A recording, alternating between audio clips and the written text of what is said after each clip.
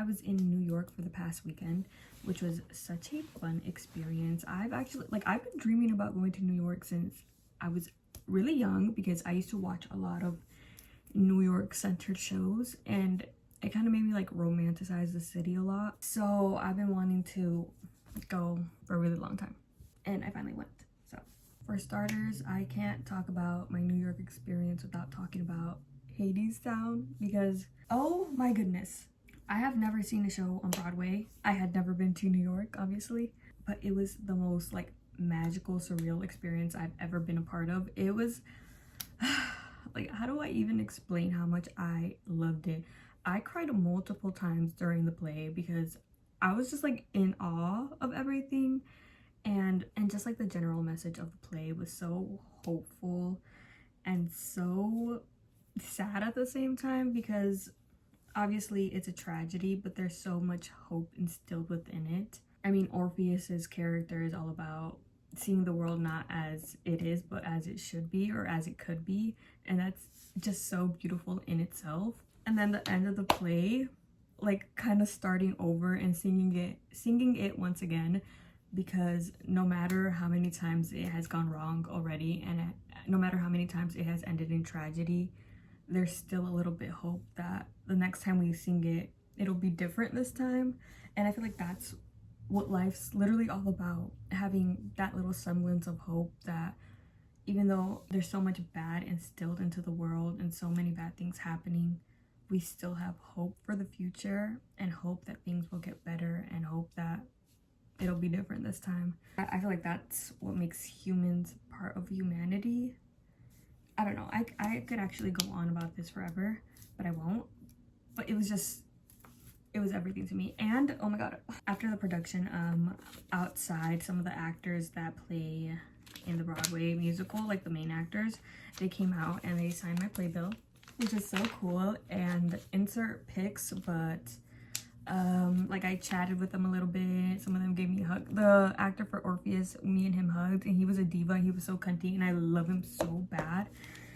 But yeah, I got my playbill signed, and it was unreal. Actually, I wanted to cry so bad because his performance like genuinely made me so emotional. And then he hugged me, like he was such a good. I've obviously never seen any of other productions of Hadestown, but the actors that played Orpheus and Eurydice in this production were so good. Orpheus was so good, Eurydice was so good, and it was perfect. Literally don't mind how I look because I'm sleep deprived and my hair is so naughty and ugly, but we're gonna move on. We're gonna pretend like it's not horrendous. Also, look, I have my little flower pin, and I wore it literally every day in New York because, yeah. I'm trying to look like cooler and more put together, but this is as good as it's gonna get. Okay, I got that little pin. I got one for Mando too, because if you guys didn't know, and how could you not, this is Mandy's favorite theater production. And then I got Hadestown way down the ground. I got this Hadestown shirt, and I got one for Mandy too, cause duh. And they had like little, after the show, they had like some donations they were asking for, and if you paid, like depending on how much you paid, you could get like a little prize thing. And I got this little Orpheus chapstick called Belladonna Kiss by Orpheus, and it's filled with hope for the future. So also, once the play was over, outside there was people handing out these flowers. So okay, so something else I did on my New York trip is I went to the Strand bookstore, which is like a big bookstore, book chain. I don't know if it's a chain, if it's like, I'm assuming it's a chain, right? Question mark. This bookstore called Strand, which is only in New York, I believe. I don't know. Well, it's definitely not in Chicago. So I saw this Emily Dickinson poetry book, and it was only like $9. So I was like, I'm gonna get it because I used to watch this Emily Dickinson show with Mandy, and she's so like #lesbian. So I just want to read some of her poems and see how sapphic coded they are, because yeah. It came with a free bookmark. And then I got this sticker. It's Lucy. And then I got this. I thought it was so cute. If you guys didn't know, I'm in my healing girl spring. And I'm not like even joking about that. Like, I'm doing everything in my power and in my will to heal emotionally this spring and not let things or situations or people make me, I guess, feel undeserving of love or undeserving of a certain kind of treatment. I just really want to be able to fully heal myself in a lot of different aspects. You know who's not helping with that? Freaking Olivia Rodrigo and Conan Gray, because I know Olivia's album is gonna be sad, probably, despite her first single being a love song. Like, I already know we're gonna go like downhill emotionally wise. Also, I saw a little snippet of Conan's song Doors, and it's about always keeping a door open for your loved one.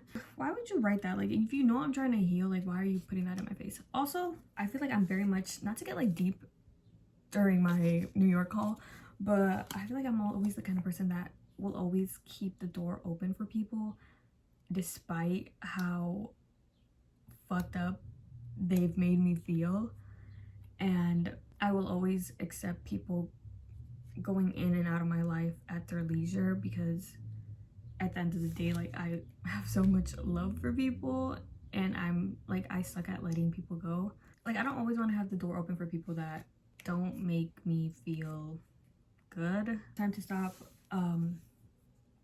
being mournful and grieving relationships and grieving pieces of yourself that no longer exist. Like, it's time to like let go and move on. And at the end of the day, like, we, as Charlie from Perks of Being a Wallflower once said, we accept the love. Oh wait, he didn't say that, his teacher said that. We accept the love we think we deserve. And for a long time I thought I deserved a lot less than I know I deserve now.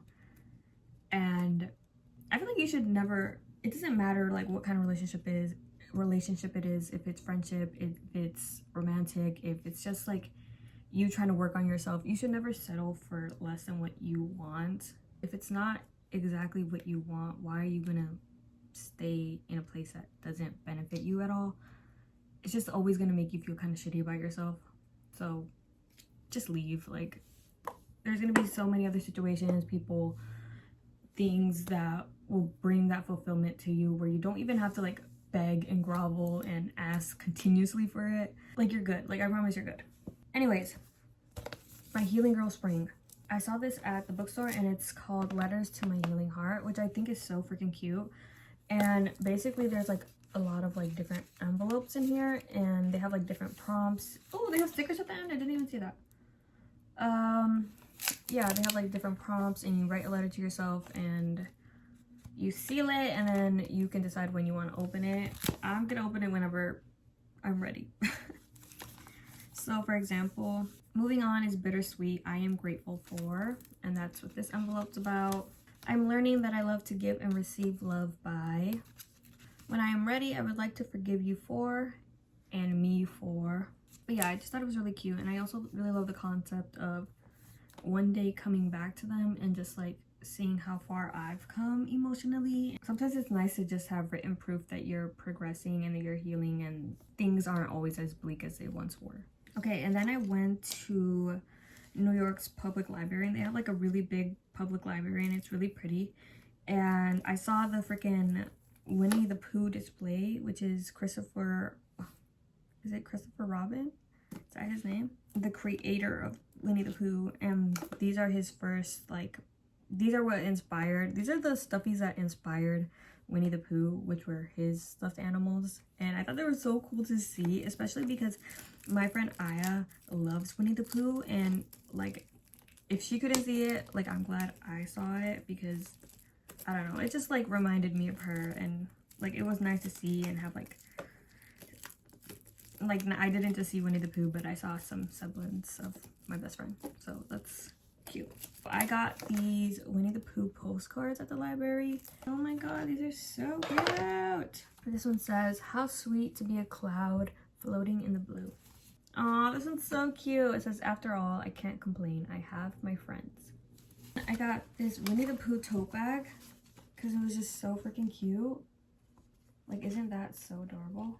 And then I got this Very Hungry Caterpillar because I love the Very Hungry Caterpillar and I just thought it was cute. And I'm going to show you some clothing items I got. Only 2. Well, besides my Hadestown shirt. I got this I Heart New York shirt. Should I put it on? I liked New York, right? But it's just like, it was so dirty.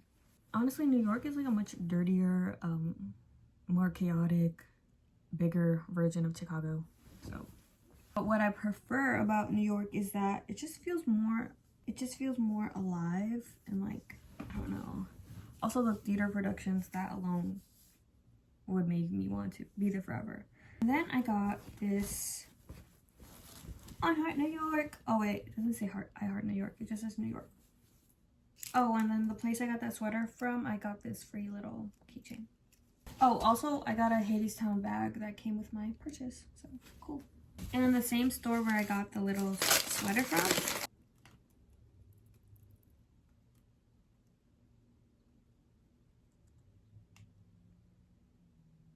and then I went, okay, so the whole reason I even went to New York was because I was going to a book convention. And I went to the convention. I didn't really want to go at that point because like a little bit before we ended up leaving, I had heard some weird stuff about the convention and it just really made me uncomfortable. I wanted to sell my ticket, but I couldn't find anyone that wanted to buy it. It was like $120. So I still went to the convention, not really because I wanted to go, but we went and kind of just went because I wanted to get free stuff because I kind of wanted to make my money back because the convention stole so much of it. I didn't buy anything there because I didn't want to like support the convention itself and give them more of my money. So I went to like the indie authors because I wanted to see like what they had, possibly support them. But I didn't end up buying anything at all at the convention. Mostly what I did was I went to like a bunch of the queer stuff and the queer panels. The first day I was there though, I just went to like this Pride Lounge thing and I was just talking to other like readers and we were talking about like queer books and stuff, which I thought was nice because I didn't like really care about the convention itself. I kind of just wanted to talk to people.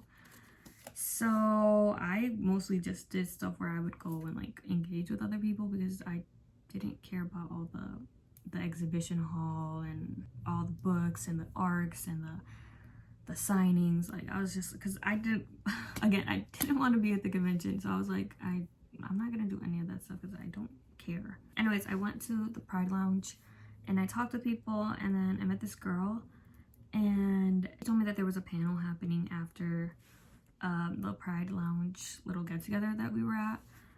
So we went together and it was a really cool panel. Like it was really like hopeful and inspirational and I loved it so much and I loved the speakers. One of them was the author of Cemetery Boys and there was other like queer authors there and it was really inspirational just to hear them talk. One of them gave me this little card and it's a get out of hell free card because if you didn't know, all queer people are going to hell apparently. They gave me this get out of hell free card.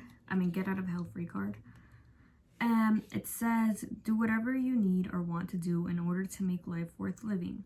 Love who and how you want to love, just don't be mean.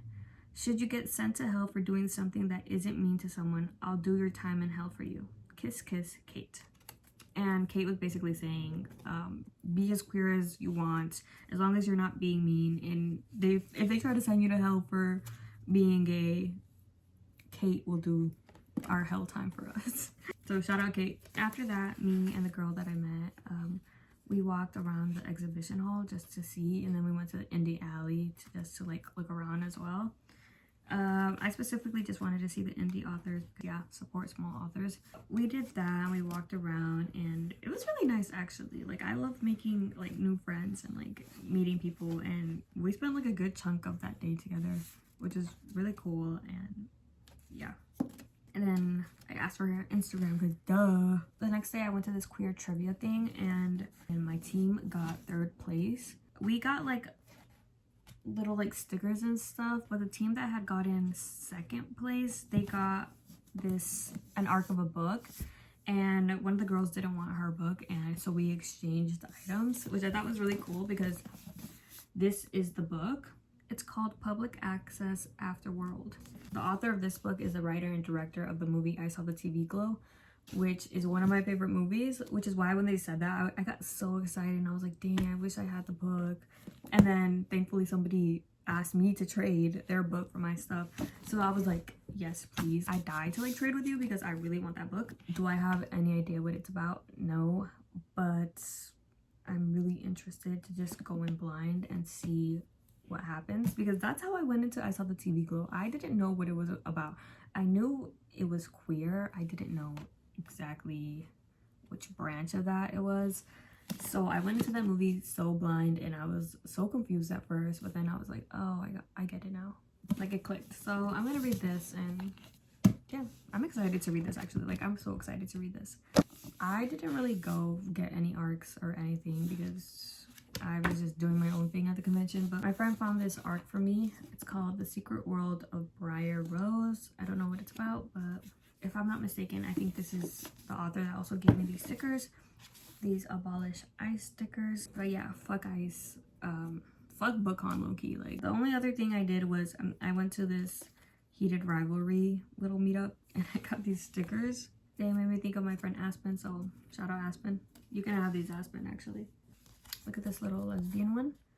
Is that Sapphic you're reading? Oh wait, no, is that Sappho you're reading? Oh my god, I love that song. Is that Sappho you're reading? Wait, that's one of my favorite songs actually. That used to be like my favorite song. Wait, that's so cool. Pin, Heartstopper, and this Heartstopper bookmark. And then this girl at the convention was giving out like freebies that they made themselves.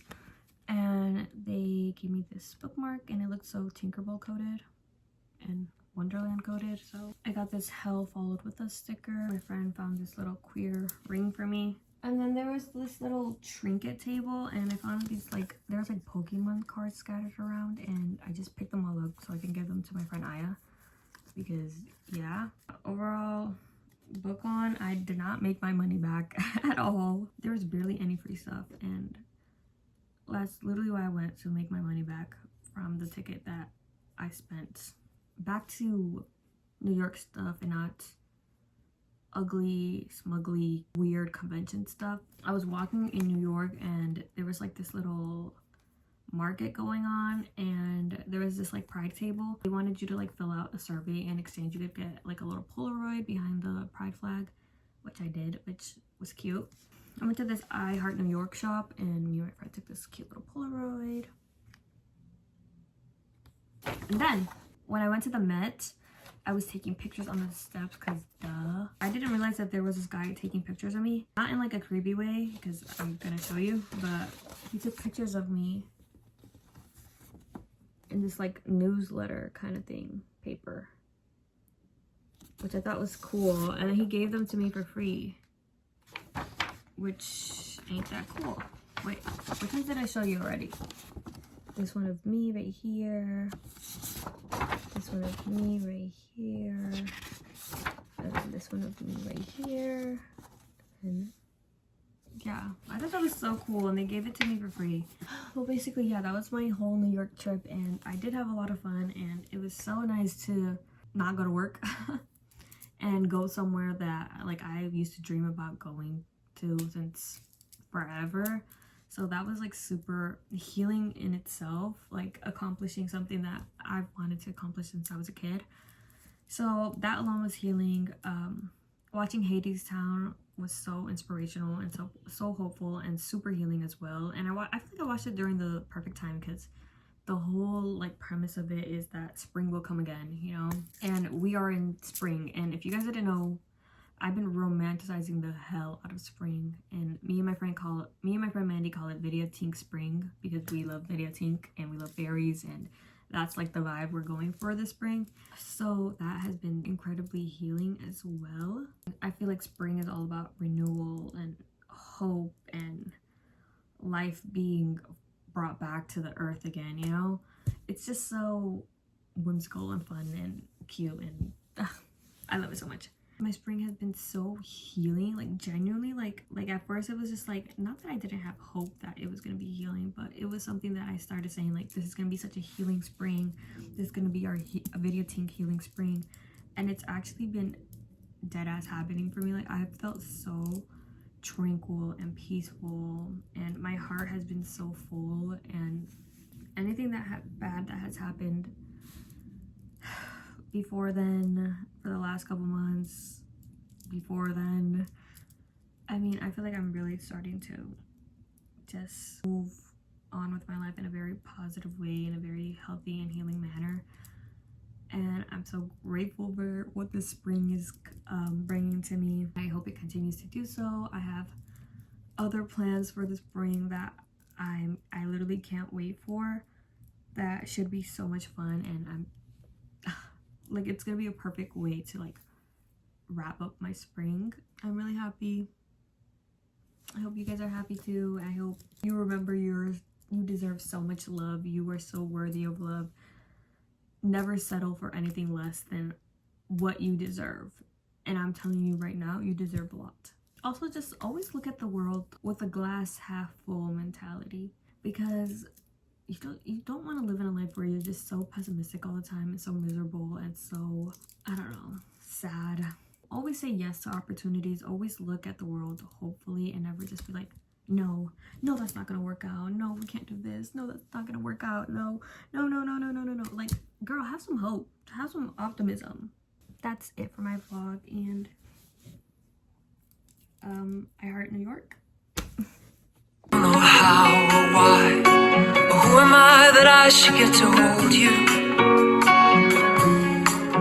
But when I saw you all alone against the sky, it's like I'd known you all along.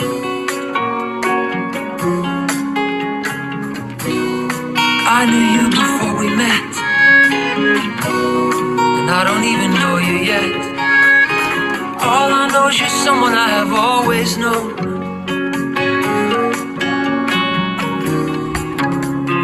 All I know is you're someone I have